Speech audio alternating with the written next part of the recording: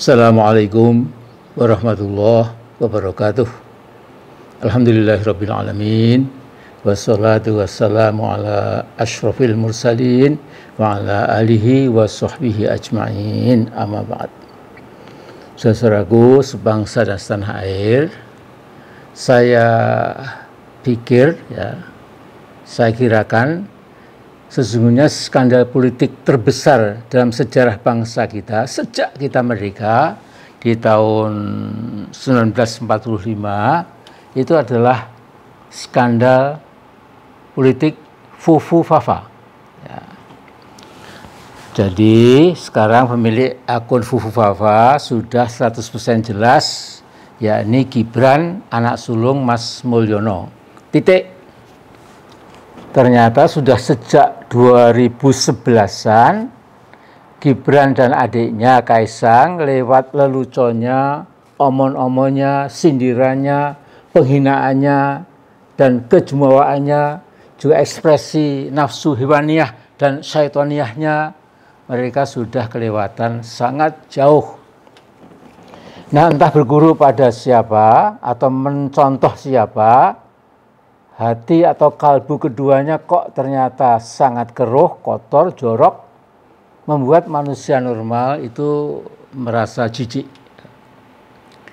Dah tuntutan PDIP ke PT UN Jakarta supaya pelantikan Gibran sebagai Wapres dibatalkan, dimentahkan oleh para hakim PT UN itu. Ini barangkali jalannya seperti itu, kan?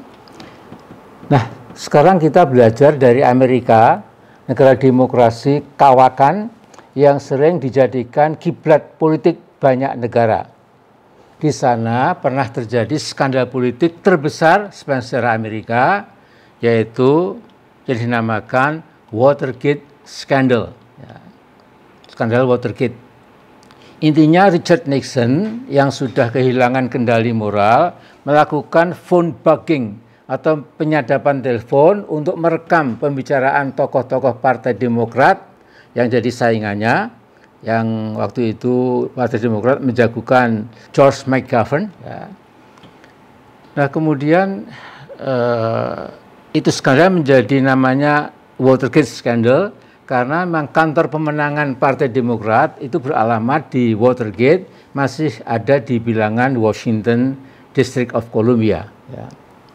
Sesungguhnya Nixon tidak perlu khawatir sama sekali karena seluruh survei sudah berkesimpulan Nixon pasti menang telak, dan betul dia menang dengan perolehan suara 70,06. Ya. Sebuah kemenangan terbesar sepanjang sejarah Amerika. Belum pernah begitu tinggi kemenangan seorang presiden Amerika. Ya. Nah, Nixon tidak pernah mengira bahwa di tengah jabatannya yang diembannya, dia harus menyatakan undur diri atau resigned. Nixon menjalani tugasnya sebagai presiden periode pertama antara Januari 68 sampai Januari 72, sesungguhnya sudah sangat bagus. Ya. Nah, ini peristiwa ini terjadi pada term yang kedua. Nah, kemudian memang dia menang lagi setelah mengalahkan George McGovern, saya katakan tadi. Tetapi di tengah jalan dia tersandung dengan terbongkarnya skandal Watergate. Beberapa anak buahnya berhasil menyadap percakapan telepon di kantor pemenangan Partai Demokrat menjelang Pilpres untuk periode kedua. Mungkin istilahnya Nixon seperti tersambar halilintar.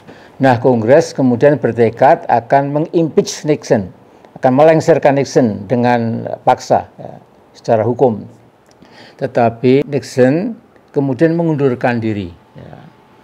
Nah, peristiwa itu terjadi di tanggal 9 Agustus 1974. Kemudian Wapres Lyndon B. Johnson menggantikannya sebagai presiden sampai selesai. Nah, saudaraku, waktu kasus skandal Watergate itu meledak, saya kebetulan sedang berkuliah di Universitas Notre Dame, South Bend, Indiana. Saya di sana 72 sampai 74. Nah, saya bertanya pada teman-teman Amerika di kampus Notre Dame itu, mengapa rakyat Amerika marah besar pada Nixon? Jawabannya lebih kurang sama. Ya. Kira-kira kalau diformulasikan, kursi presiden Amerika itu tidak layak kalau sampai diduduki oleh penipu dan bermoral bengkok. Ya. Bermoral bengkok artinya tanpa moral, ya. Seperti Richard Nixon. Jadi intinya politik yang mengabaikan moral pasti melenceng jauh dari rel yang seharusnya.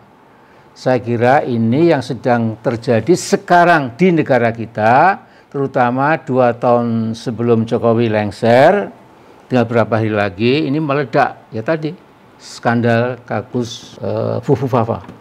Nah, kalau Mulyono ingin lebih selamat, ya sesungguhnya Mas Mulyono tinggal menekan anak sulungnya itu, Gibran, kamu harus segera mundurkan diri, titik. Nanti diganti oleh tokoh yang lebih mampu dan masuk akal, ya nanti MPR yang akan melakukan hal itu. Ya.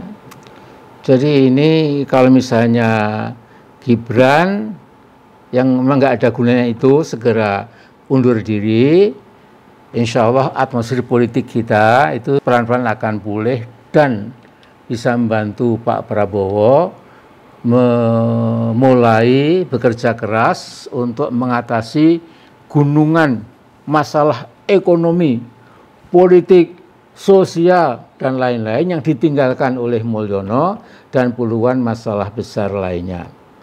Jadi ayo Mas Mul, be a responsible man, be a gentleman, don't be a crook.